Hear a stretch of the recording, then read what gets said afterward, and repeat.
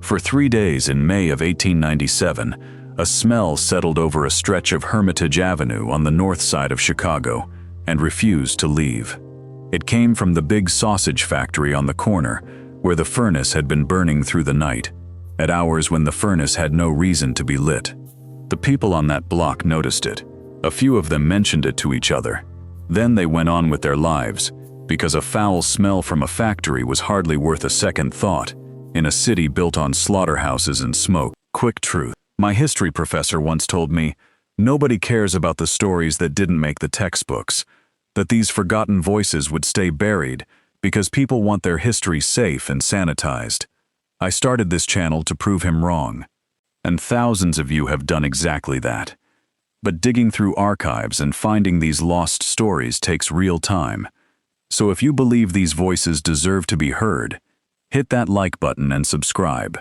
And if you can, the Buy Me a Coffee link in the description helps me spend more time researching and less time worrying about bills. Shout out to Leon, who just bought me a coffee. You're helping preserve history, one forgotten story at a time. Now, back to this story. None of them knew they were breathing the last trace of their neighbor. A small woman named Louisa, who had walked toward that factory one evening and simply never walked back out. Her husband told everyone she had run off and left him. It would be weeks before anyone thought to ask what he had really been doing down in that basement through the night. And by then, the only answer left would fit in the palm of one hand. If you had walked down Hermitage Avenue in the Lakeview district of Chicago in the early 1890s and asked anyone about Adolf Luetgert, they would have told you the man was a success, a made man. The kind of immigrant story a city like Chicago liked to tell about itself, because it flattered the city as much as the man. He had come off a boat from Germany as a young man, arriving in Chicago around 1871, the same year the Great Fire ate half the town to the ground, and the whole place had to be built again from the ashes. He came with almost nothing in his pockets. $30 by his own telling, though a man like Adolf told a great many things, and not all of them held up under a second look. He had trained as a tanner and a butcher back in Westphalia, and in a city that was fast becoming the meat-packing capital of the world, those were exactly the right hands to arrive with. Chicago in those years was a city of animals and machines. The stockyards on the south side handled livestock by the millions. Rail lines fed the killing floors, and the killing floors fed the packing houses, and the packing houses fed a nation that was learning to eat meat shipped from 1,000 miles away. It was loud, and it was filthy, and it made men rich. Adolf Luetgert intended to be one of them. He worked. He saved. He opened a small sausage operation at the end of the 1870s, and it took. Chicagoans bought his product. German families, Italian families, French families, all of them looking for the old country flavors they had grown up on. He advertised every kind of sausage a European kitchen could want, and the orders came in. And Adolf did what ambitious men do with new money. He built. By the 1890s, he had put up a 5-story brick factory on the southwest corner of Diversey and Hermitage.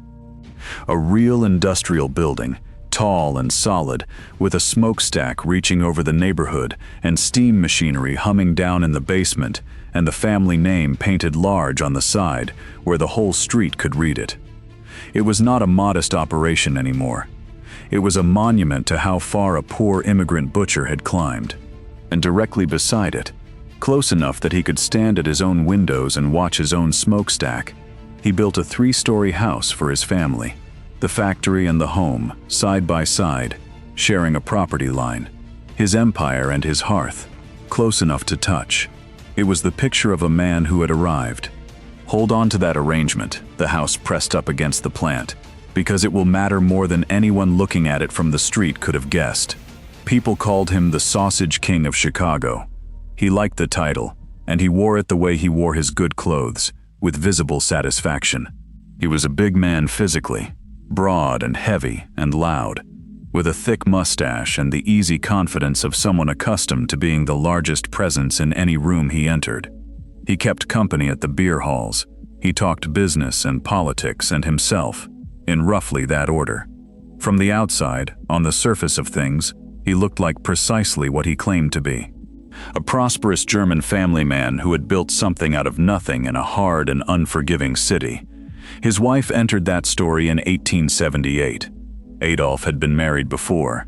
His first wife had died young, and not long after her death, he married a woman named Louisa Bicknys. She was about 10 years younger than him, another German immigrant, and in almost every way she was his opposite. She was quiet where he was loud. She was small where he was enormous, standing a full head shorter than the man she had agreed to marry. Where Adolf filled a room, Louisa seemed to fold herself into the corners of it. On their wedding day, he gave her a gold ring, and he had it engraved on the inside of the band with her new initials, the two letters, L and L, for Louisa Luitgert. By the standards of the time, it was a tender thing to do, a husband marking his bride as his own, promising in metal that she now belonged to his name and his household. She put it on, and for the next 19 years she never took it off.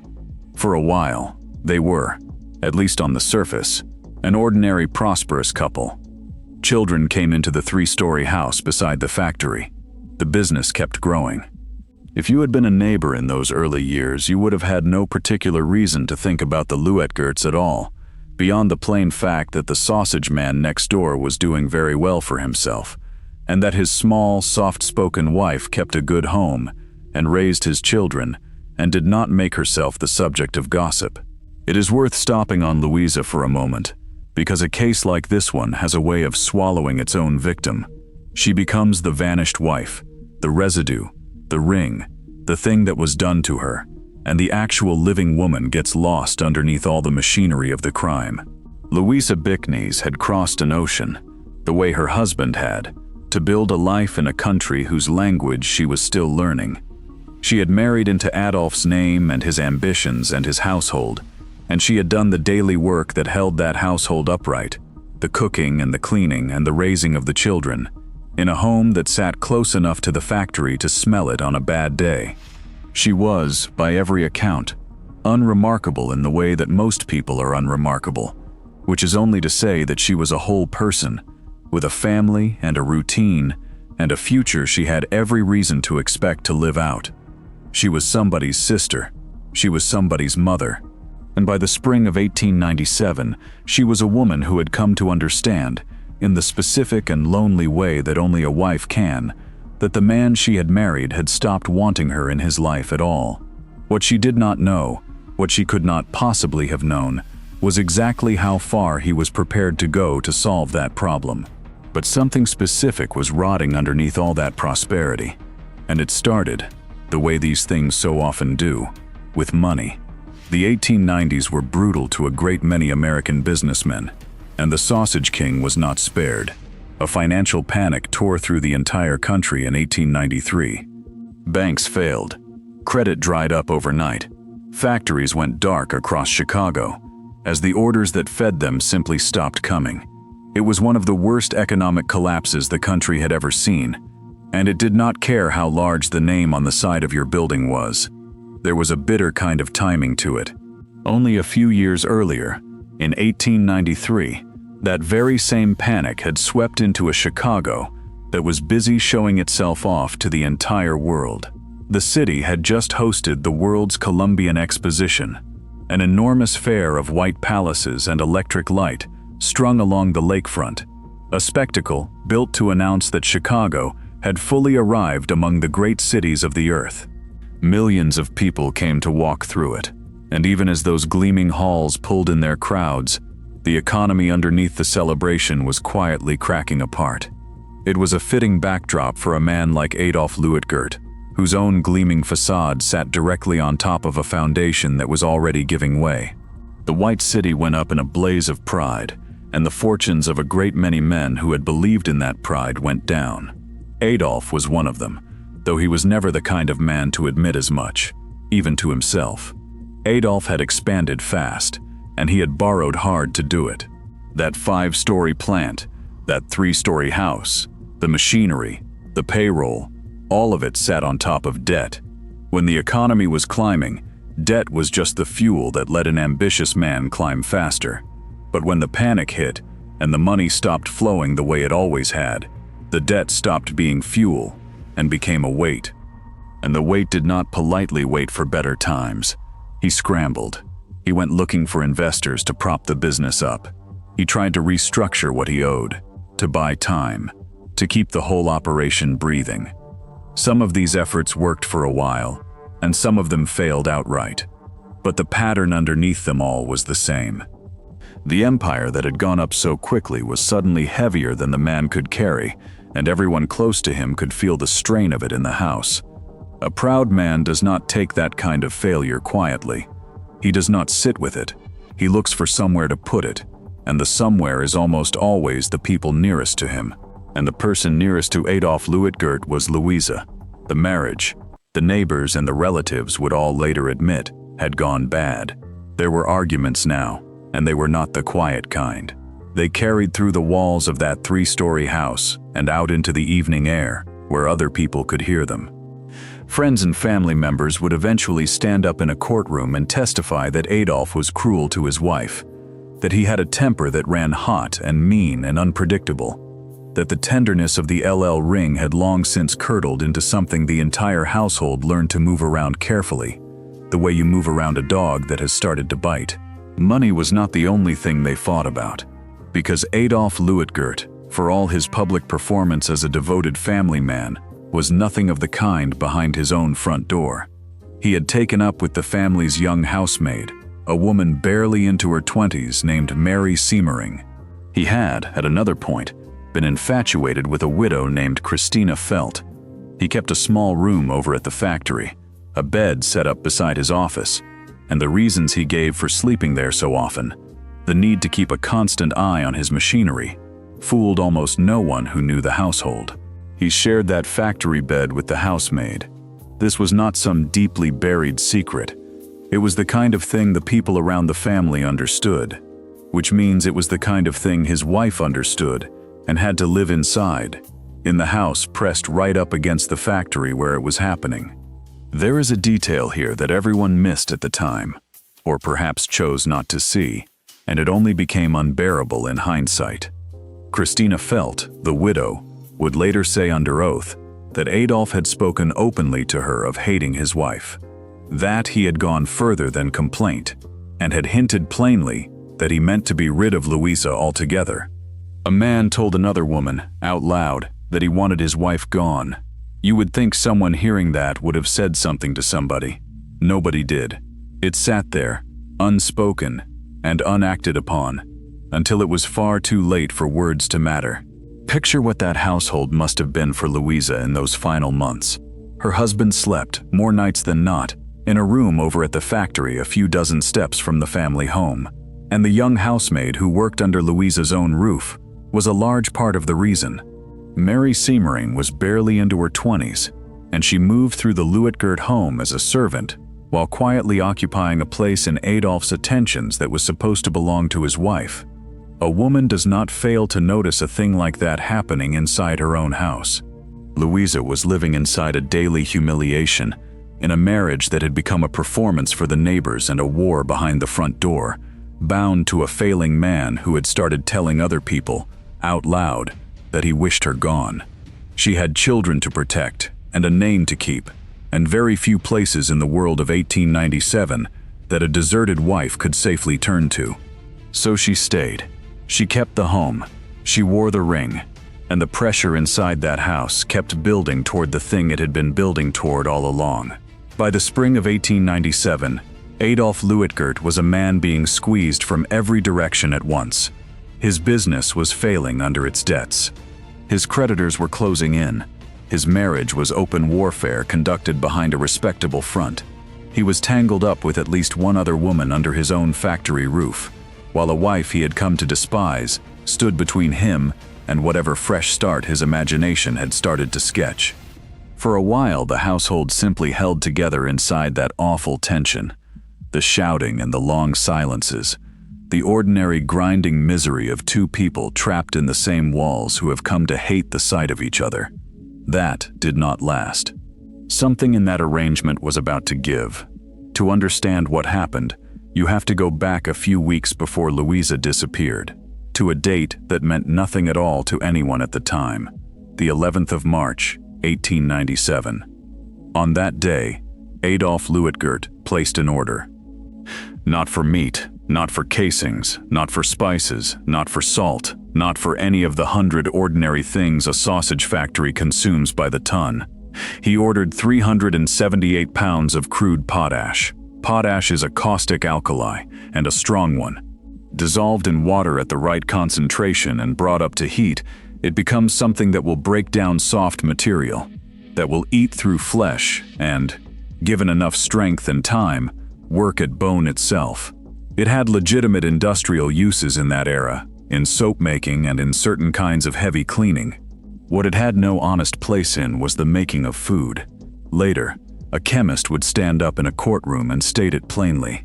There was no ordinary reason for a sausage factory to possess 378 pounds of caustic potash, and yet there it sat, delivered to Adolf's plant, weeks before his wife ceased to exist. For a while, the potash simply waited, which is somehow the worst part of it. Then came the 24th of April. On that day, according to a worker who was present and who would later testify to it, Adolf had employees take that potash down into the basement and dump it into one of the large steam vats built into the factory floor, a middle vat. A great iron cauldron, fed by the steam line that powered the plant's machinery, the kind of vessel meant for cooking product in bulk. They filled it with the potash and with water, and then they left it. A tank of caustic solution, sitting in the dark of the basement, beneath a working sausage factory, beneath the family home next door, waiting for something. That was a warning sign. In truth, it was more than a sign, it was a scream, but nobody in that building or on that street had any way of hearing it, because nobody yet knew what it was they should have been afraid of. And then it was the 1st of May, a Saturday. It had been an ordinary day at the plant. Workers had come in and done their shifts, and, as the afternoon wore into evening, most of them had gone home to their own suppers and their own families. Louisa was at the house next door, going about the close of an ordinary day, and at some point that evening, in the failing light, she left the house and walked in the direction of her husband's factory. Several people would place her moving that way as the neighborhood settled into night. A small woman, alone, headed toward the tall brick building with the smokestack, the last of the daylight going out of the sky behind her. That is the final image the record holds of Louisa Luetgert as a living woman. Walking toward the factory. Nobody who was not inside that building ever saw her alive again. What can be said with certainty is only what the outside world witnessed, and it is precisely those small, ordinary, external details that would later carry the entire weight of the case. Because the horror of what happened inside that basement was never watched by any living witness who lived to describe it, and this account will not pretend otherwise. What the neighborhood saw was this. That night, the factory did not go quiet the way a factory goes quiet when the work is done and the men have gone home.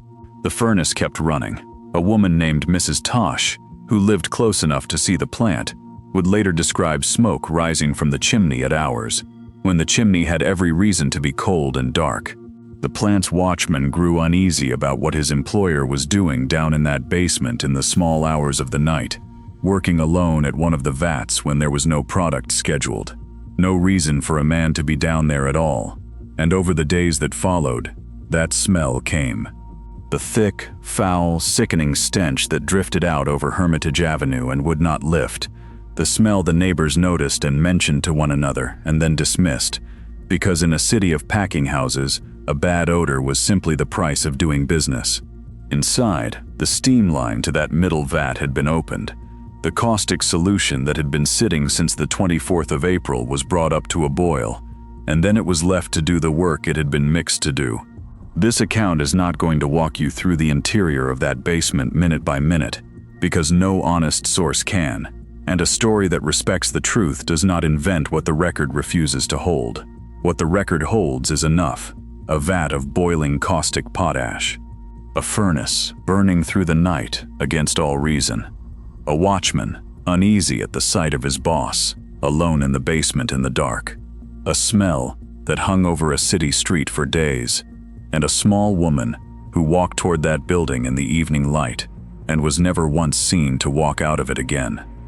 By the next morning, Adolf Luitgert had his story ready. That readiness, more than almost anything else, is what should have given him away.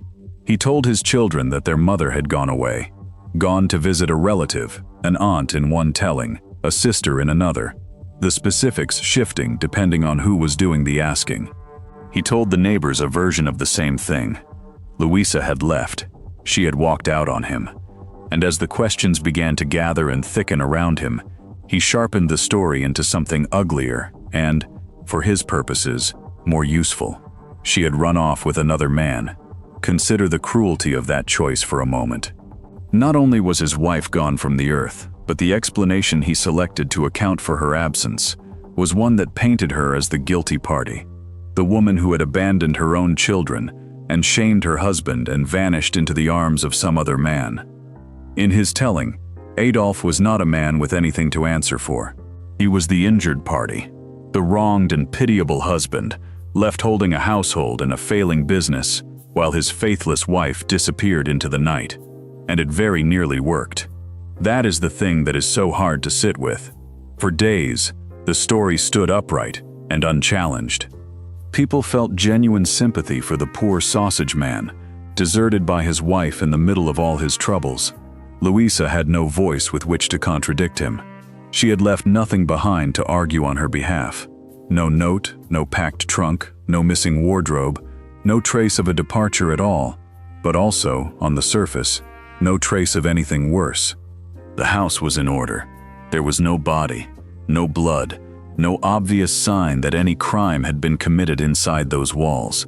There was only a smell over Hermitage Avenue, and a residue cooling in a basement vat, and a well-rehearsed story that, for the moment, everyone was willing to accept. But not quite everyone. There is almost always a not quite everyone, and in this case it was a brother. Louisa had a brother named Diedrich Bicknese, and Diedrich did not believe a single word of it. He knew his sister. He knew the woman she was, and he knew, with the certainty of family, that she would never vanish without a word to her own blood. She would not walk away from her children into the dark and simply never write, never send word, never surface again. It was not in her. So when he could not find her, and when Adolf's explanations kept sliding and changing and contradicting themselves under his questions, Diedrich did the one thing the whole scheme depended on nobody doing. He went to the police. At first, a missing German housewife on the north side of Chicago was not the kind of thing that set the police department on fire. Wives left husbands, husbands left wives. People walked out of their lives and into the anonymity of a large industrial city all the time, and most of them were never looked for very hard. But two things pushed this particular case forward when it might otherwise have been shrugged off and filed away. The first was the brother himself, who simply refused to let it go, who kept coming back, who would not accept the runaway story, and would not stop asking. The second was what the officers heard when they finally started asking questions around the neighborhood. The same strange notes, over and over. The husband's peculiar calm, his visible lack of any real effort to find his own wife. The fact that the last anyone had seen of Louisa, she had been walking toward the factory. And, always, that smell. The case landed with a man who was very much the right man to receive it.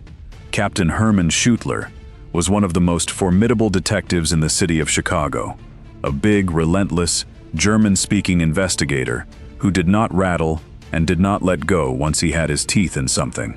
He looked hard at Adolf Luitgert, at the shifting story and the studied indifference of a husband who did not seem to care in the slightest where his wife had gone.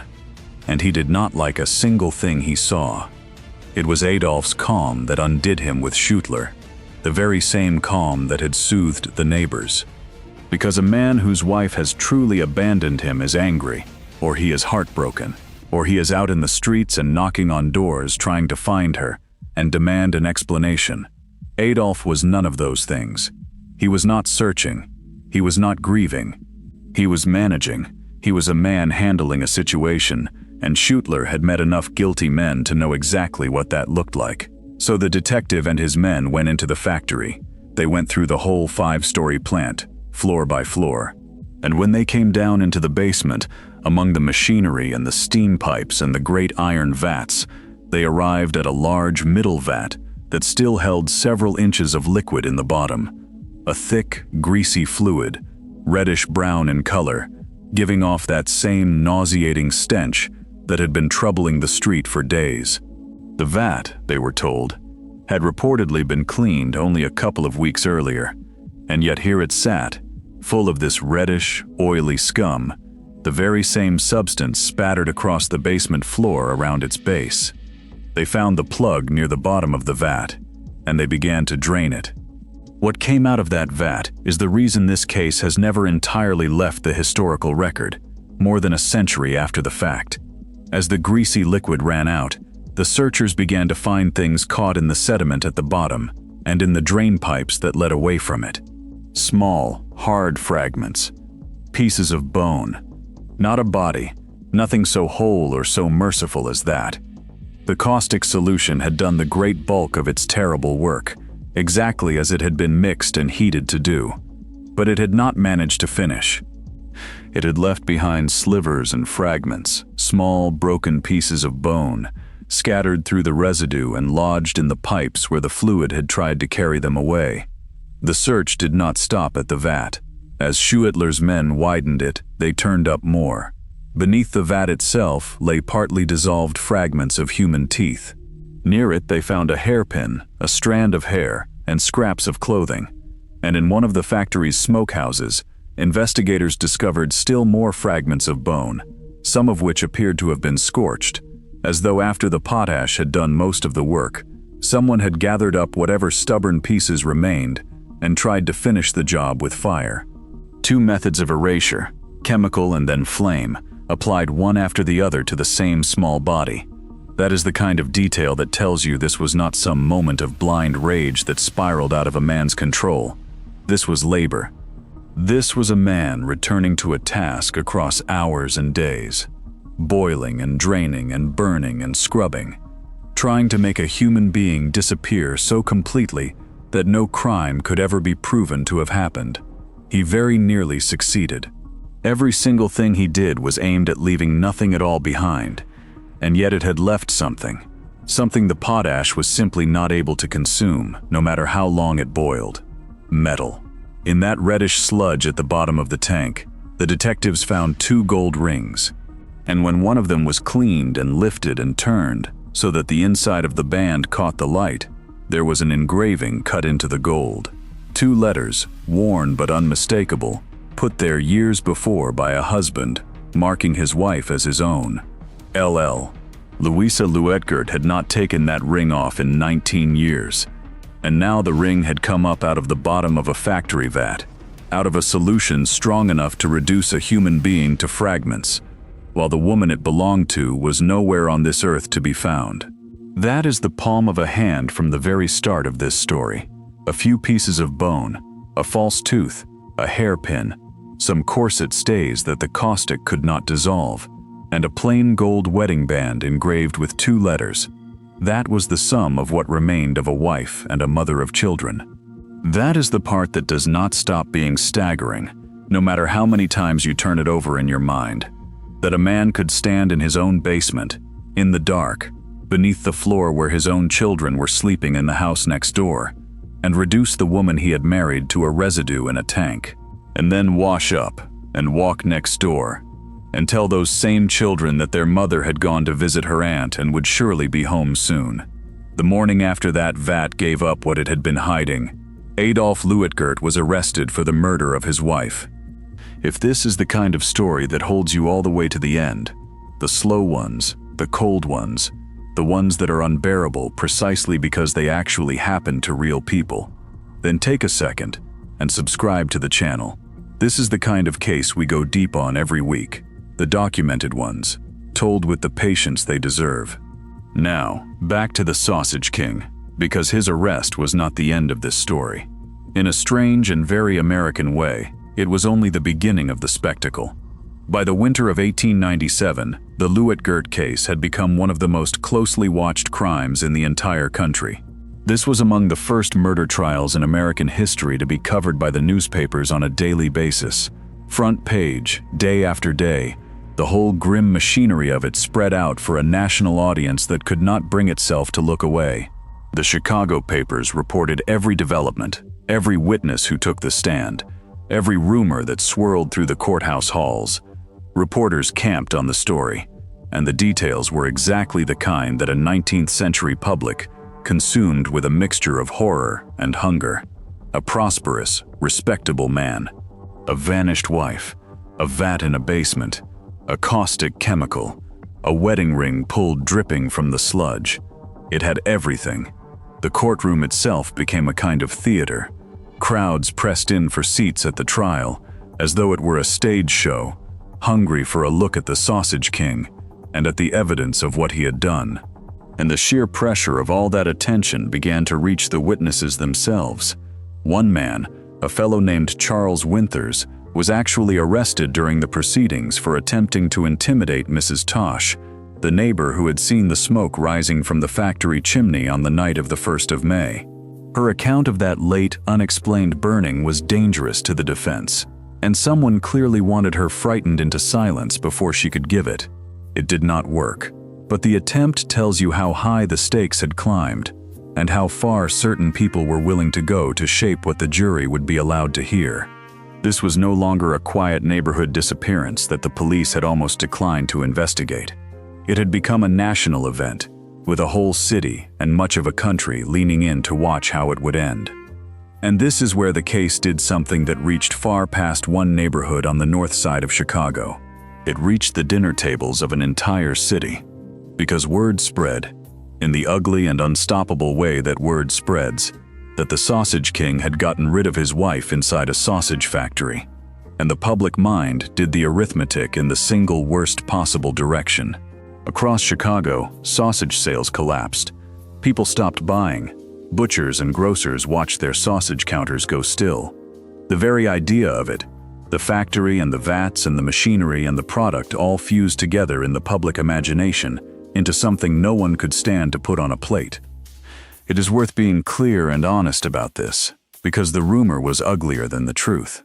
The prosecution never actually claimed that Louisa had been ground into sausage and sold. Their theory was that she had been destroyed in the vat, dissolved and disposed of, not processed into food.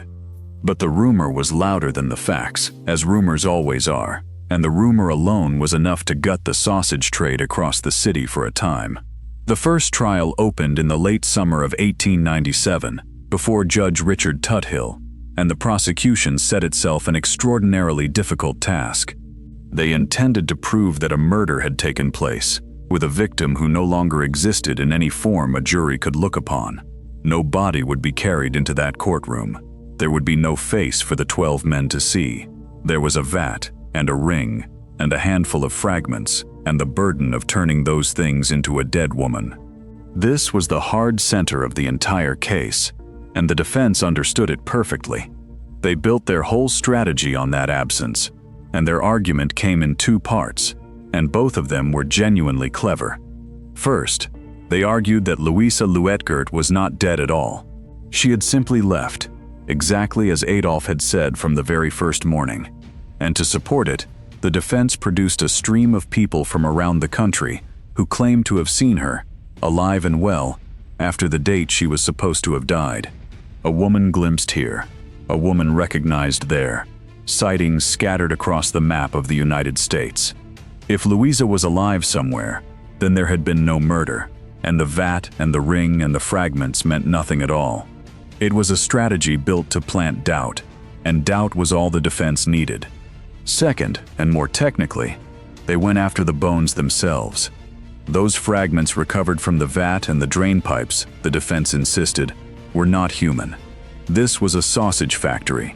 It processed animal carcasses by the ton, every single day, as its entire reason for existing. Of course, there were bits of bone in the machinery and the vats. They were the ordinary residue of the business, animal remains and nothing more. And to call them the bones of a murdered woman was to see a crime where there was only the everyday mess of meatpacking. To win a conviction, the prosecution had to answer both of those arguments. And to do it, they did two genuinely remarkable things, one of which reads like something out of a horror story, and the other of which quietly made history. The first was an experiment.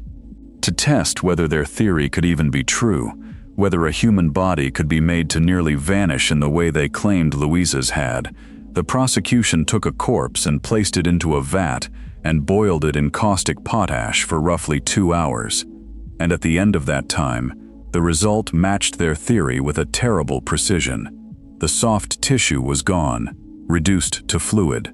The smaller bones had been destroyed entirely, leaving behind only fragments of the larger ones. It proved, in the most literal and unsettling way imaginable, that a human being could be reduced to almost nothing in exactly this material, in exactly this kind of vessel, in roughly the span of time that had been available on the night of the 1st of May.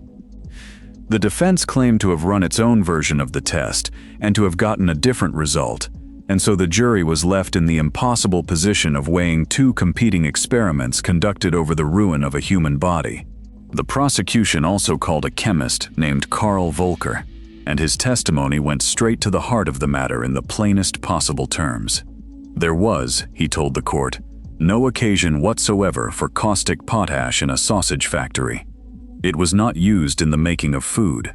It served no ordinary purpose anywhere in that building, which left one very uncomfortable question hanging in the air of the courtroom. If the chemical had no honest reason to be there, then why had Adolf Luitgert ordered 378 pounds of it, and why had he had it boiled in a basement vat on the very night his wife walked in and never walked out? The potash had been sitting in that vat since the 24th of April, mixed and waiting, days before anyone else in the world knew there was anything to be waiting for. The second remarkable thing the prosecution did was to put science itself on the witness stand. And this is the part of the Luitgert case that historians of forensic evidence still return to today. They called a man named George Dorsey. Dorsey was an anthropologist at the Field Columbian Museum in Chicago, the institution that would grow into the Field Museum, and he was among the very first Americans to hold a doctorate in his field. He was asked to examine the fragments recovered from the vat, the drain pipes, and the surrounding area, and to tell the court what they were. And he did something that had almost never been done before in an American criminal trial. He identified them, piece by piece. Dorsey testified that the fragments were human, not animal, human. He pointed to specific pieces and named them. Part of a skull, a rib, small bones from the foot, the delicate bones that let a person walk, and, most crucially of all, a portion of a thigh bone that he identified as belonging to a woman.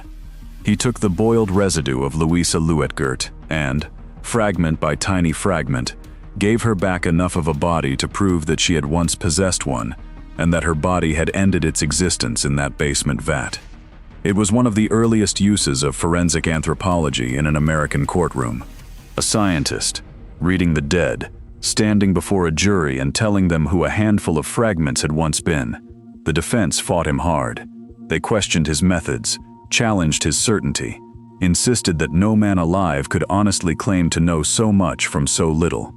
But the image had been set in the minds of everyone in that room. The wedding band that would not dissolve, the bones the potash could not finish, and the scientist, calm and precise, naming the victim out of what was left of her. And still, after all of it, the first jury could not agree. After the testimony and the experiments, the ring and the fragments and the science and the spectacle, the first trial ended without a verdict. The jury deadlocked.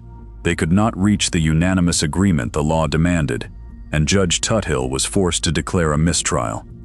Adolf Luitgert walked back to his cell uncondemned, and the entire exhausting machine of the case had to be dismantled and built again from the very beginning. For a moment, it must have looked to Adolf as though the absence of a body might genuinely save him, as though a man could destroy the evidence of his crime so thoroughly that the crime itself became impossible to prove. It did not save him. The case was retried at the same courthouse, and this time the prosecution came in sharper and better prepared. The evidence was more tightly organized. The scientific testimony was presented with more force and more clarity. The two-part defense, the living Louisa and the animal bones, had been heard once already and had lost some of its power to surprise. This time, the jury did not hang. On a February day in 1898, the jurors returned their verdict. Guilty. Adolf Luitgert was convicted of the murder of his wife Louisa, and he was sentenced to life in prison. There is a detail from his own time on the witness stand that tells you almost everything you need to know about the man at the center of all this. When Luitgert was questioned, when he was pressed on the specifics of that spring, on the potash and the vat and the night his wife disappeared, he retreated into a thick fog of non-answers, and someone in that courtroom took the trouble to count them. 116 times, he answered a question with the words, "I don't recollect." 54 times, "I don't know." Dozens more, "It is possible.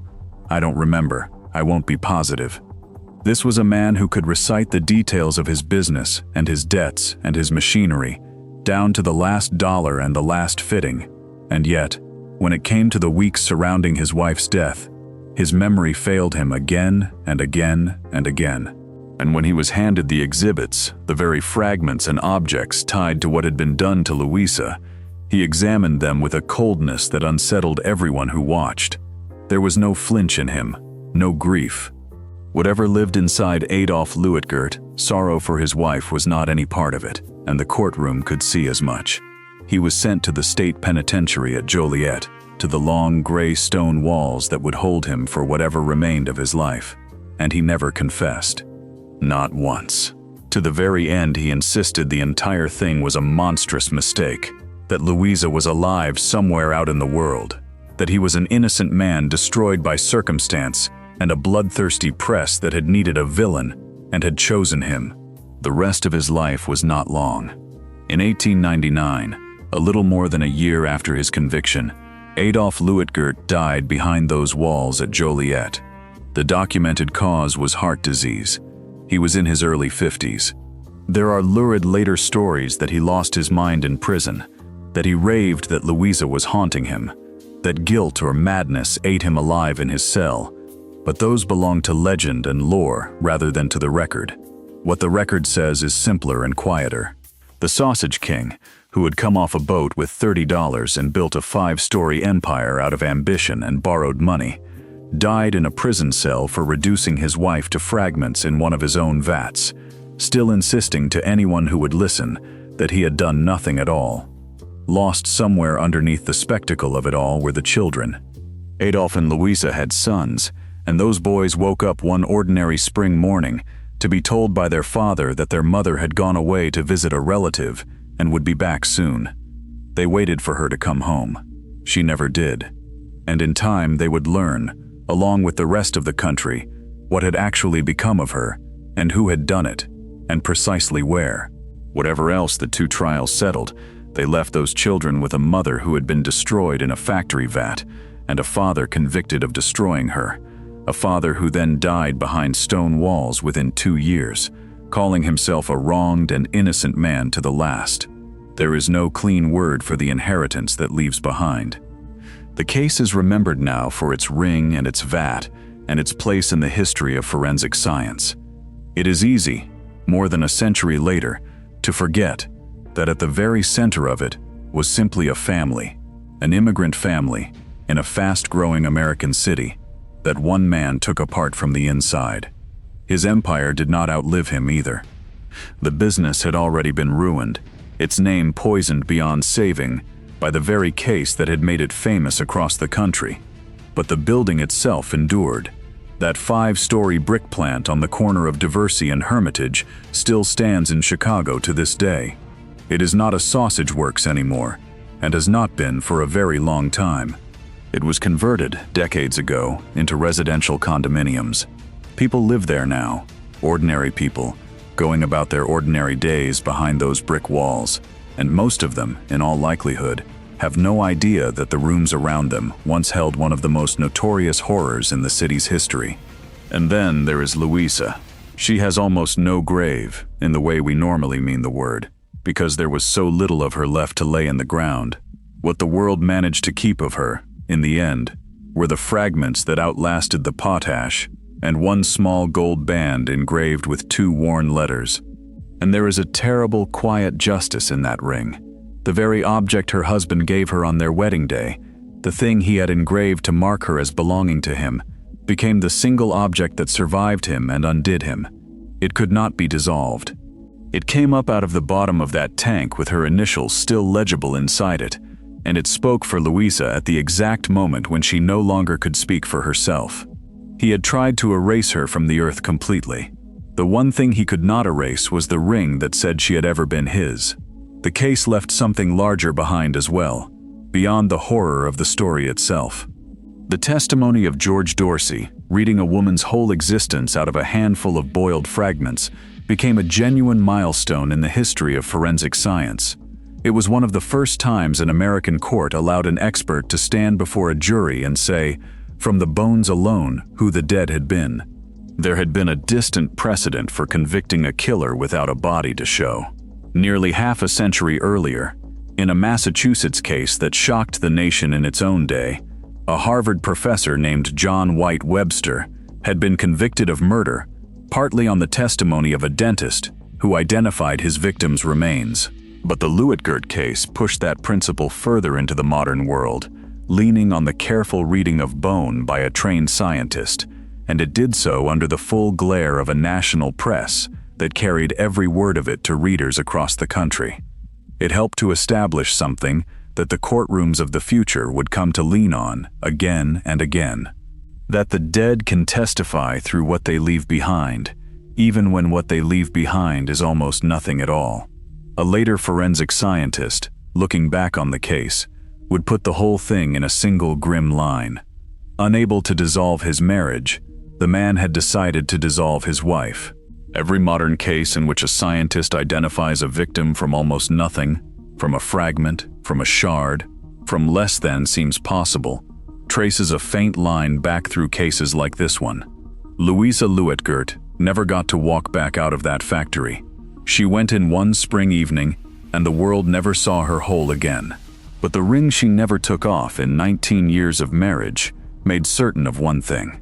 The man who put her in that vat did not get to walk away from it either.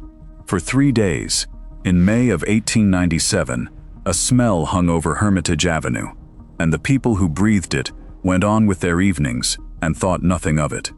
It was only later, much later, that they understood what that smell had been and whose it was. If a case this patient and this dark is what brought you here, then the story now on your screen will hold you in exactly the same grip. Start there.